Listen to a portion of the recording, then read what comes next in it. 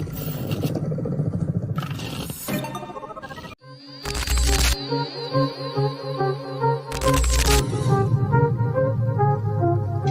think that I just come in there and look for knockoffs, and that's not the case. I'm actually a sharp, smart fighter.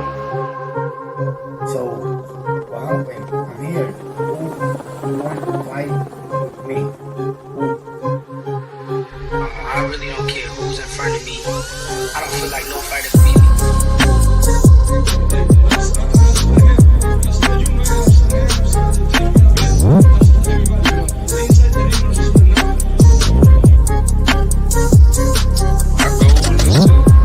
Demolish everybody, to be honest. Everybody that's in my way.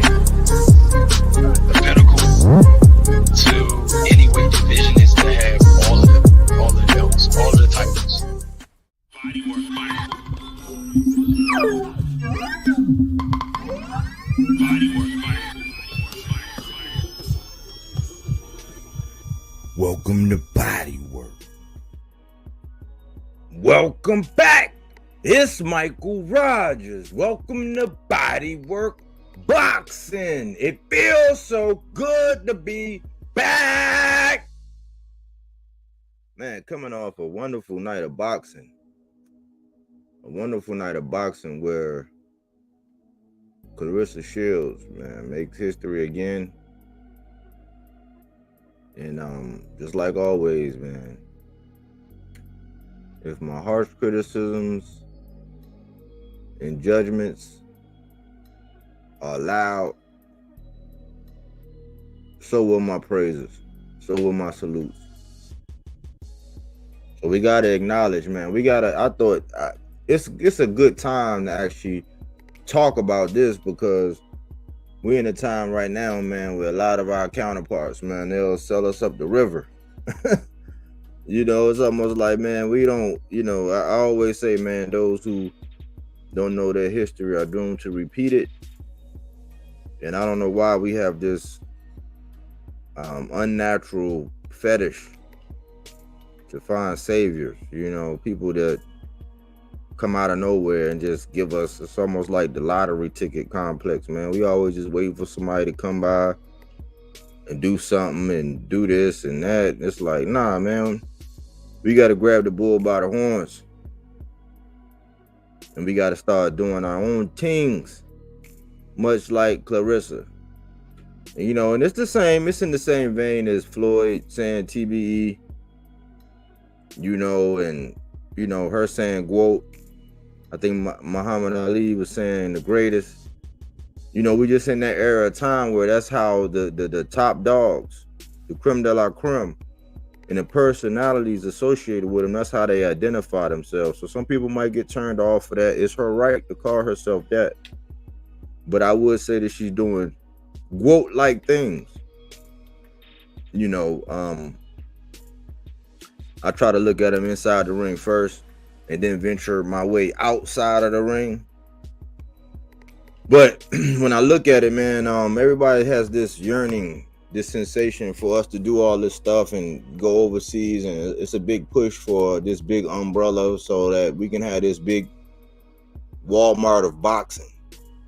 And I really don't think that people really realize what's going to happen if that happens. We'll be relinquishing control over a lot of different places. There's a lot of small people, the little people, just like the mom and pops when they came out and put all the Walmarts up. It's just like what everybody's doing right now when it comes down to Amazon. They're taking over. It's convenient. It's one-stop shop. It's like you can get all you want there. You can get all these things. So we need events and venues like this. Now, we've seen some recent examples, of some people that's still doing, like Shakur Stevenson. He just did 9K in his own hometown in Newark. We had Jerron Boots Ennis. He did 14K, and both of them is 8K plus or 14K plus. He just did, but then you got Claressa Shields putting on for Detroit. So we got Newark, Philly, and Detroit. These are the kind of venues that we are going to need to actually sustain the sport. Yeah, because it showcases local talent, and she did that. She put on for Detroit, man. It was I guess you could say I was kind of overlooking this card. I was looking past this card. Was kind of like an afterthought, but it was like a Cracker Jack box because it was just full of prizes. You know what I'm saying? Mysteries. And if you looked, I looked at all of them fights. And it was like, yeah, I think I dozed off at one point in time, but only dozed off once the whole night. So, I want to read this article real quick before I get into the whole spiel about the fights. But this is Forbes. Claressa Shields versus Vanessa LePage Jones results, KO, and highlights. So they got a little highlight. She did it. Claressa Shields became the first 5-division champion in women's boxing history, winning the light, heavyweight, and heavyweight titles with a second-round KO over Vanessa LePage Jones. It wasn't close, but Shields' performance was nonetheless impressive.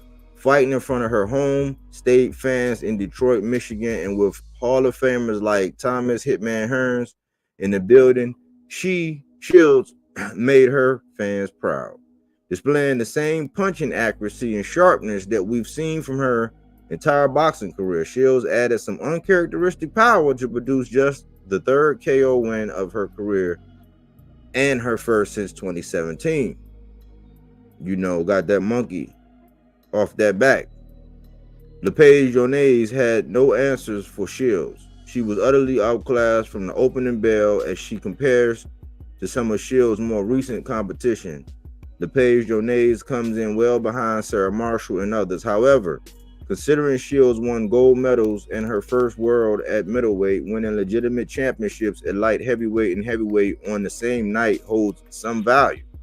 Shields may also head back to Professional Fighters League to continue her mixed martial arts career, which was helped to expand her combat sports profile. When you examine Shields' accomplishment closely, it could be argued that she has the best resume of any combat sports athlete in history. Shields has won 2 gold medals, 3 amateur world championships, boxing world titles in 5 weight classes, and has managed a 2-1 MMA career. There is no other fighter in boxing who has accomplished more than Shields. Critics will point to Shields' level of competition, and that concept has some validity. However, Shields can only fight the opponents who are there for her to fight. She has never ducked any reasonable opponent and has consistently pushed the envelope regarding weight in sports to solidify her superiority over all her peers, especially in women's boxing and arguably across both genders. Shields is still just 29, so she has a long combat sports career ahead of her. If she wants to fight deep into her 30s, as for the next opponents in boxing, Shields could have a rematch with another legend of women's boxing, Franchon Cruz-Dezurn. Shields defeated Cruz-Dezurn in her pro debut in 2016, and the two have become friends since their in-ring meeting. It would be interesting to see if the two women will consider having a rematch for what could be one of the most intriguing women's boxing matches in higher weight classes. Shields could also face Shadasia Green. Jake Paul's Most Valued Promotions promotes the latter. Paul and Green both have business relationships with the PFL, which could provide a solid crossover. Green is coming off a unanimous decision win over Latasha Spence on July 20th, as she fought on the undercard of Paul's win over Mike Perry. How much bigger could Paul's fight with Mike Tyson in November be if he added Shields versus Green to the undercard in a rematch between Amanda Serrano and Katie Taylor? These comments are purely speculative, but not beyond the realm of possibility. In any case, Shields' Saturday night performance only helped put her in a good position for another opportunity. And that's why I stand with it, man. As far as the article says it all, man, she's doing GWOAT type things. She's doing GWOAT type things. So I'm one of the people that say, hey, look, man, I try not to. If you get off into the personal stuff, if you get off into the attitudes and you know, all of the politics and the he say, she say, man, you'll be like, you wouldn't like anybody out there. Let's be honest. If you got into everybody's personal life and what they doing and what they saying on social media, you wouldn't like anybody. So I try not to focus on it. But man, she puts up a strong argument, man. She doubled down to actually justify why she is considered the GWOAT and why she could call herself that. I knew that when I saw her in that fight, that last UFC fight, and she went through the toughness of that girl almost snapping her arm. She had her in an arm bar and she held on to it. But then I seen the way she was setting up and punching. And I already knew that having being cognizant of being somebody trying to do a takedown on you, somebody kicking you, it was already going to raise her combat IQ. And I saw that her power, when I saw her in the UFC, I already seen her power. So I had locked in a bet on Claressa Shields yesterday for a plus 140. And I had it going in the 9th or 10th. That's why I lost, man. The girl couldn't hold up, man. She was out of there in the second round, but it is what it is. Let's talk about this undercard and some of the other fights. Let's see.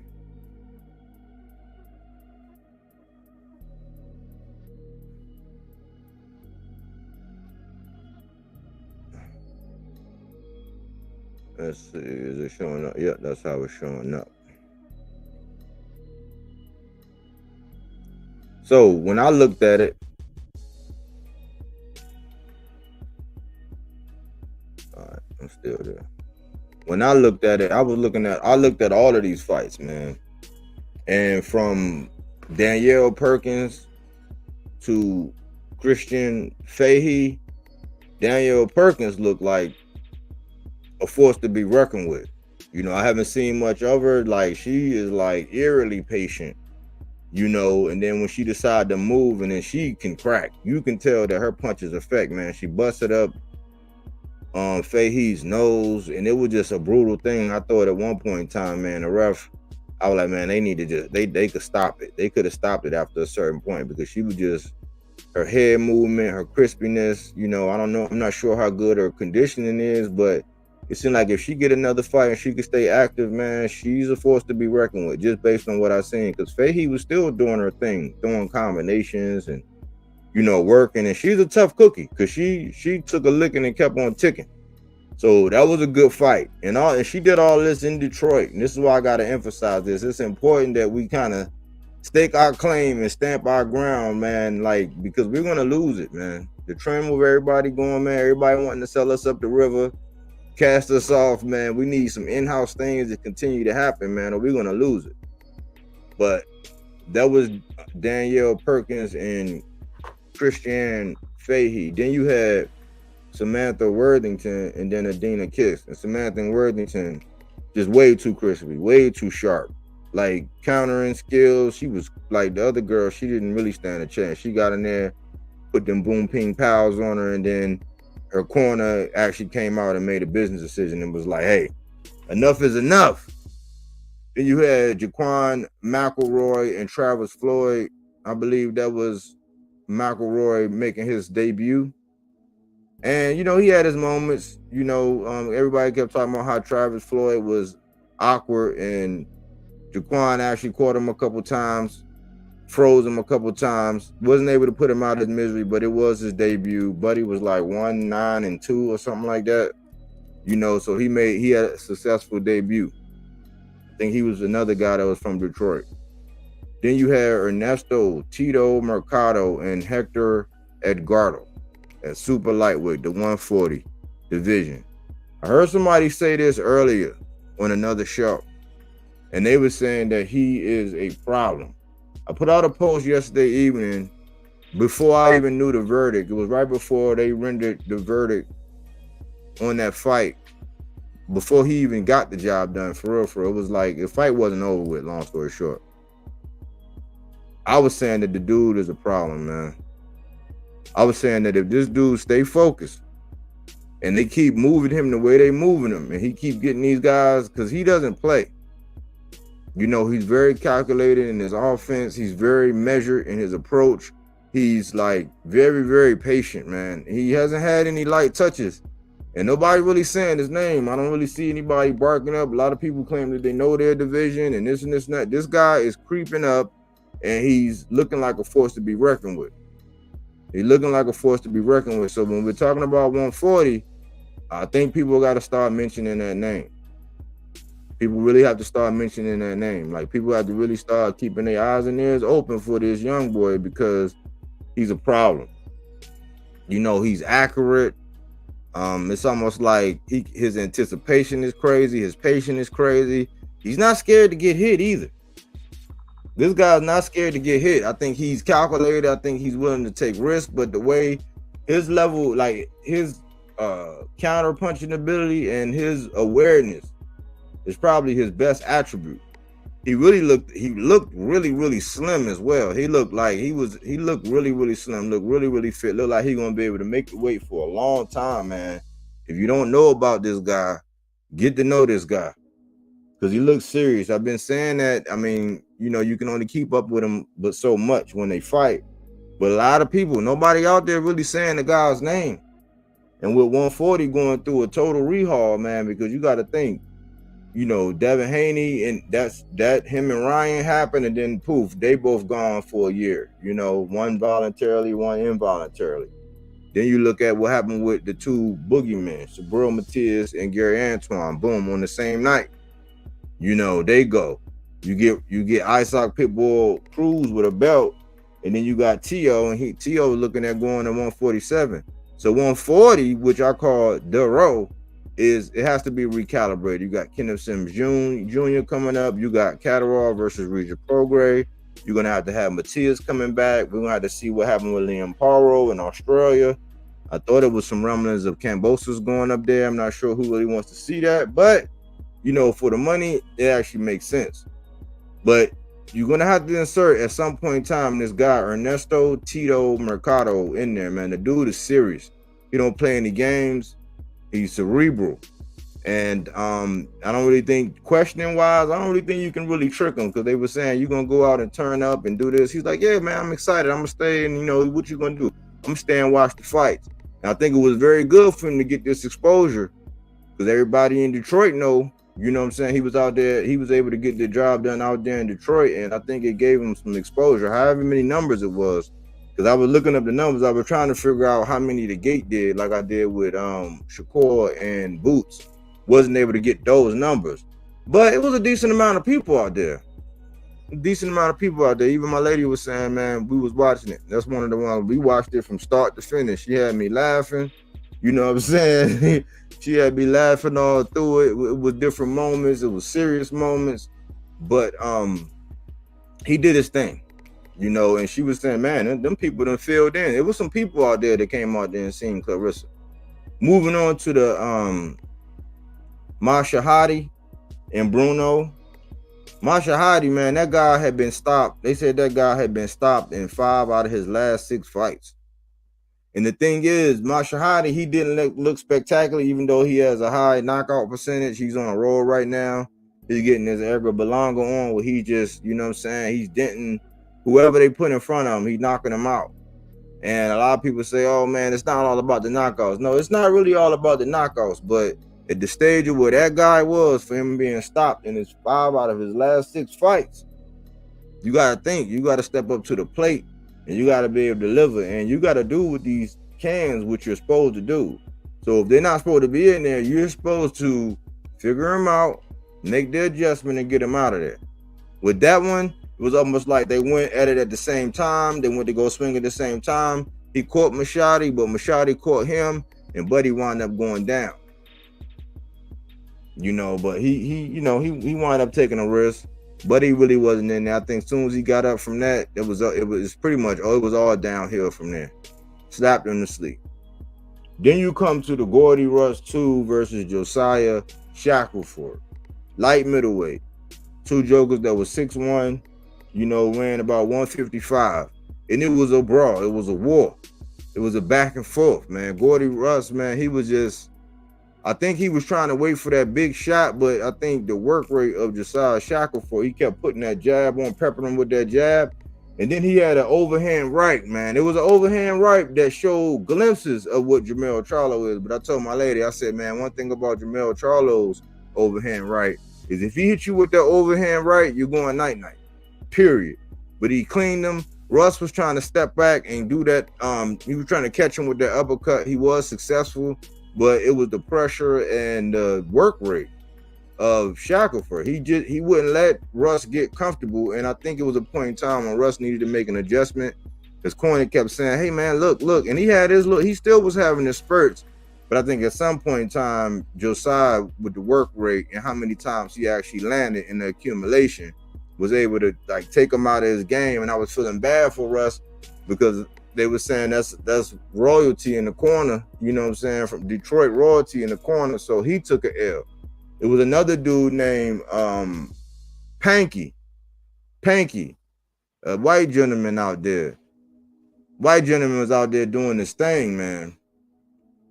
He mixed up he was just showing out, man. He had his little purple leotard like shorts on. He had his bang, and he was just putting all his combinations looking crispy out there. He got caught a couple times, a little bit, you know, as it went on. When Buddy made a little onslaught, but they had a landslide. It was a landslide. How befitting out there in Detroit. Landslide by Panky, man. But it was a lot of good calls on there, man. Altogether, Claressa showed why she's the GWOAT, why she called herself the GWOAT, and inside the ring. If we keep it all the way funky inside the ring, man, ain't nobody really seeing her. It's just crazy how I see a pattern now where, like, when you the top, it's just different. So with Claressa Shields, she's getting a lot of people pressing her about her needing to give this person and that person and this person an opportunity, but they want her to be the one to do all the sacrificing, which is kind of weird, you know, because that tends to change during depending on which boxer you're talking to or which boxer you're talking about. We tend to get a little variance in that depending on who we tend to talk about, man. But I can't complain. You know what I'm saying? I mean, I can't say anything bad.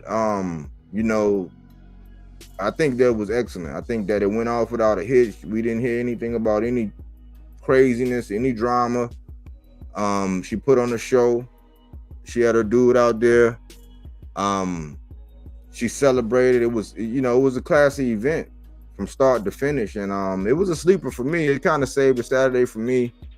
You know, I know the heavyweights got their thing going on early in the day, and people are drawing conclusions out of that as well. But I think as far as the heavyweights right now, after seeing what happened yesterday between Chisora and Joe Joyce, and then listening to the landscape, everybody's wondering what Big Baby and Bacoli's going to do. But I really think that this, when it comes to the heavyweights, I think this is the question. Can Dark Horse Dubois upset AJ? That's the question. That's what I think a lot of people are wondering is, you know, I think it was a little question about the testing and somebody submitting and all that. I try not to get into all of that. But really, that's what everybody's wanting to know. And I'm thinking that the gravity of this fight is getting heavier and heavier, especially going into this Bud card next week. With Andy Ruiz on that card, with, you know, Zhang having doing what he just did, with Chisora doing what he just did, and what people wondering what's going to happen with Jared Anderson and Bacoli. I think that this fight is starting to become, and then the IBF, I think the IBF is free now. Usyk dropped, you know, it's a strap loose. It's a strap loose. He gave up a strap. So I think it's getting real interesting, man. And I think that this is what everybody's going to want to know. I got a video about this coming up pretty soon when they get a little bit closer. But I think that this is going to be this is going to be a nice little chess match when it finally comes around. You know, since we talking heavyweights. Sometimes, you know, sometimes I get onto the heavyweights a little bit, but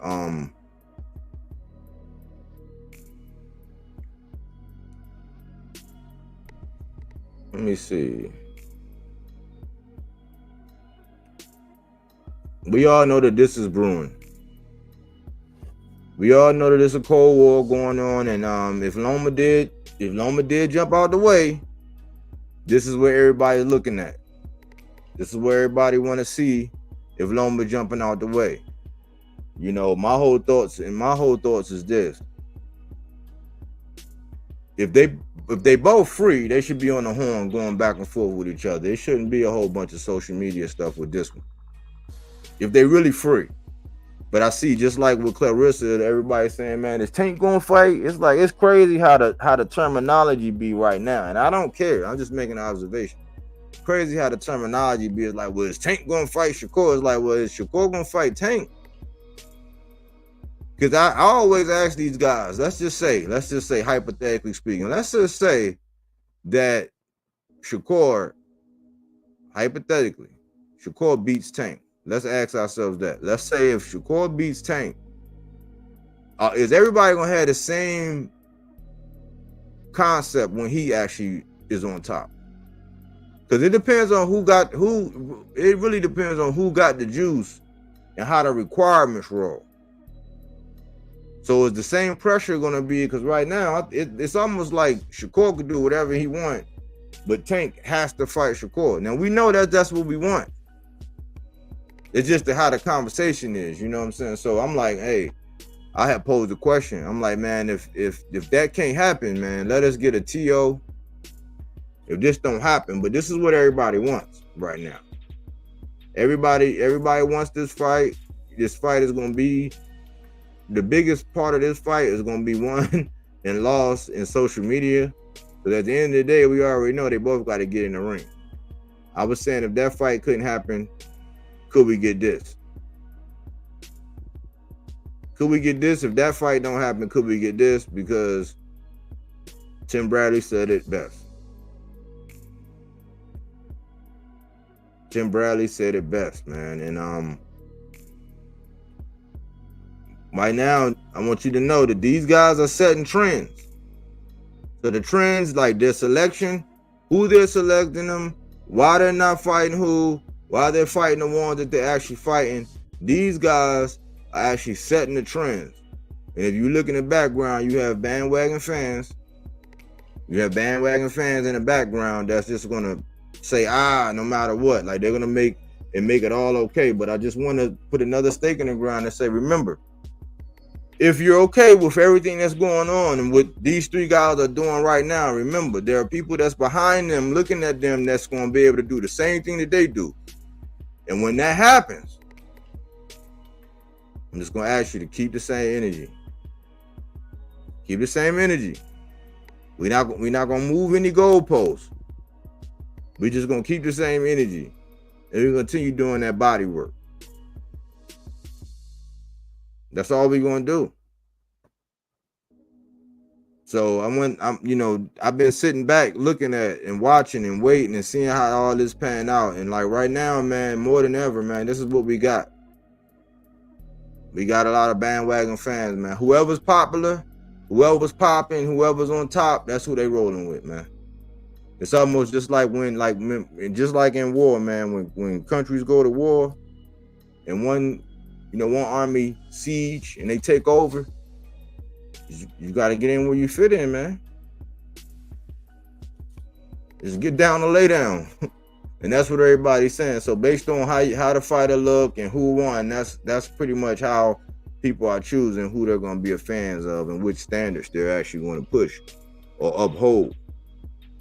But salute to the GWOAT. She did a wonderful thing for Detroit, man. I know Detroit was proud.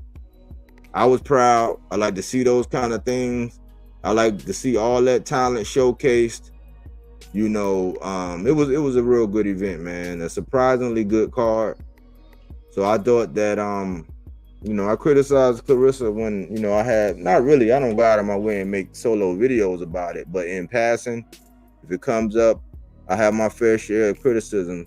So I have to come out and give her a salute because she actually did her thing. I look forward to seeing what's happening with her. I wouldn't mind anything that the article in the Forbes spoke of to happen. I'm open, but right now it's almost like she got the keys. You got to do whatever she say, man, because with a resume like that, in the cachet like that, you pretty much gotta like get in line and say whatever it is, she got control over. She can mess around, go back over to UFC and keep doing this crossover thing, and she gonna be all right because she's even getting better than that, even more comfortable in her own skin. So really, that's what this video was about. I try to be a person of my word, man. I'm not just here to just criticize and downplay and just belittle, berate, besmudge your reputation.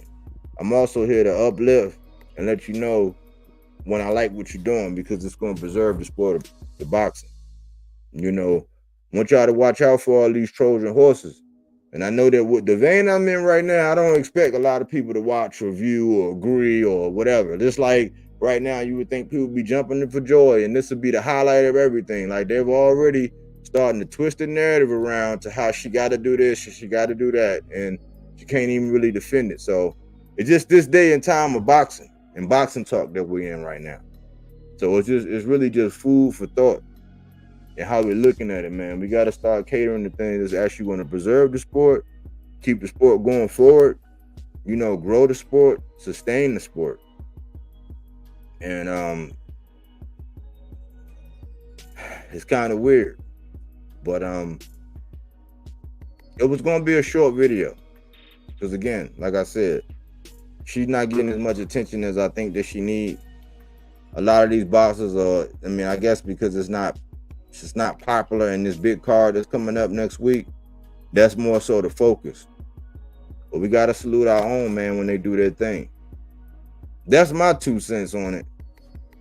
That's my little take on everything, man. I enjoyed myself last night. I had a good time watching those fights. And I think Russ will be all right. Ergashev I wouldn't say he got exposed, but I would say Ergashev has shown that, he's not, I wouldn't say exposed. Because if you don't belong in there and you allow him to do what he do, he can get you out of there. But the Quiet Storm, he was good. I'm really glad that they didn't act funny. I'm glad they didn't act funny on those scorecards, man, because we've been seeing some funny things, man, in boxing when it come down to these scorecards. And what would happen when you actually let it go to the scorecard, even when you actually box. And why I say, man, if you're a knockout artist or have the ability to figure your opponent out, make an adjustment, and then enact a new game plan, go back to the tool chest and pull out some more tools out of the tool drawer, it behooves you to use them. But I didn't disagree with anything I saw last night. It was only 1 or 2 fights that I was like, But out of all those fights, all that talent, man, it was a great card. But I'm back on it, man. I see Tim Bradley. He's coming out of his shell. He's actually being honest and open. I see the Andre Ward coming in, and there's some stuff going on, man, because I recently heard Usyk saying he would want to move down. Then we hear rumors and rumbling of Ward coming back. There's some things brewing. So we don't know. We gotta sit back and see, man. But boxing is getting interesting, man. And I got to get back to this, because this is the lane right here. I got to get back to this right here. Because this division right now, it's all shook up, man. We should be getting right here from Richardson Hitchin again. T.O., he would have to solidify everything. We won't have to figure out what Sabril Matias going to do. We know Catterall and Regis about to get it on. Elvis just fought. Got to figure out what Gary Antoine going to do on the way back. But this division, man, it's crazy. It's shook up. But I'm getting ready to get back into this vein. I was saying that those guys had next. That's what it was. Got to update this because Liam Paro actually was able to do his thing. But shout out to my man Subriel, man. you know, do your thing, come back. You know, no love lost, man. Get back in the saddle and come back.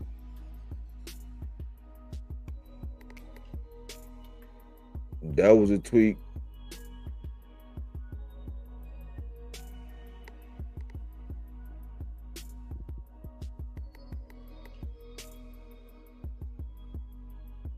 $135, bunch of them gonna go up to 140.